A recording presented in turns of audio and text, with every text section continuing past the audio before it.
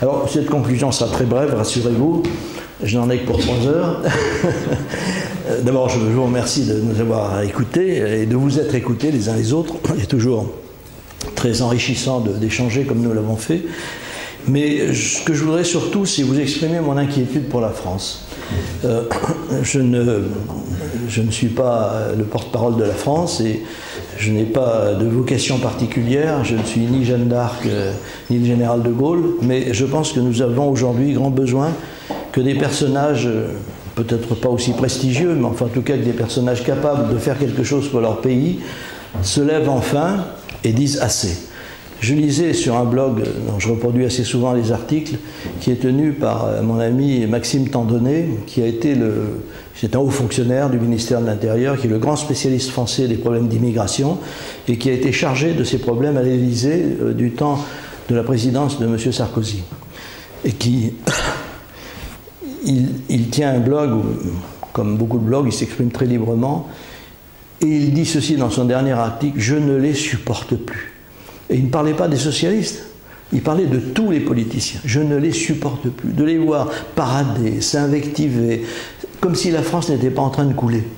Et que venant d'un garçon comme lui, que je connais bien, parce que c'est même moi qui l'ai fait découvrir, parce que je faisais donc une émission de radio qui était pas mal écoutée à l'époque, et un jour il a publié un article, une opinion dans le Figaro.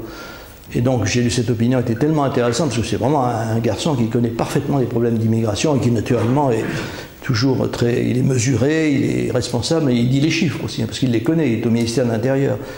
Et donc je lis cet article avec beaucoup de surprise, en me disant, voilà, enfin quelqu'un qui dit quelque chose. Donc j'appelle le Figaro et je leur dis, mais dis-moi, Maxime Tandonnet, c'est un pseudo? Il dit, non, non, pas du tout, c'est un garçon qui me donne ses coordonnées. Je connaissais bien parce que je publie assez souvent des articles dans le Figaro. Donc j'ai appelé Maxime Tandonnet et je l'ai invité à une émission qui a fait un tabac et qui l'a fait connaître. Et ensuite il a publié pas mal de bouquins, etc.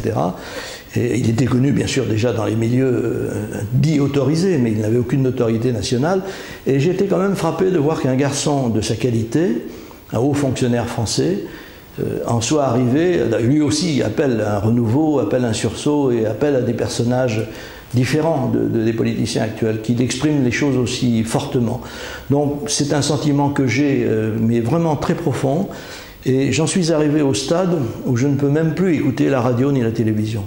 C'est-à-dire que dans le temps, comme disait Alain Delon, c'est-à-dire il n'y a pas longtemps encore, le matin, j'écoutais la radio comme tout le monde.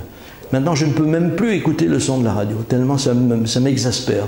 Parce qu'il parle d'autre chose, il parle d'un pays qui n'est pas le mien. Il parle de gens pour qui je n'ai aucune considération et qui ne sont pas finalement des gens qui sont là pour nous servir, nous Français, mais qui sont là pour se servir, pour assumer leurs ambitions et qui ont oublié tout simplement qu'ils appartiennent à un pays qui est millénaire, bimillénaire et qui a besoin d'être réellement défendu et non pas conduit à l'abîme.